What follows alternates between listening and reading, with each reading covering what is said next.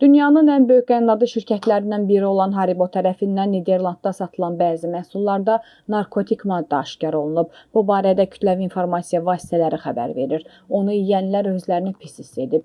Məsələ ilə bağlı Niderland Ərzaq və İstehlak Məhsullarının Təhlükəsizliyi Təşkilatı araşdırma aparıb. Müayinələrdə konfetlərdən götürülmüş nümunələrdə narkotik maddələrin olduğu təsdiqlənib. Dərmanın indiyə qədər 3 paketdə tapıldığı, lakin Haribonun bütün məhsullarını geri çağırdığı söylənilib. Bu paketlərin son istifadə tarixi 2026-cı ilin yanvarı olaraq göstərilib. İndiyə qədər nə qədər insanın təsirləndiyi məlum deyil. Sözgedən məsələ ilə bağlı şirkət açıqlama verib.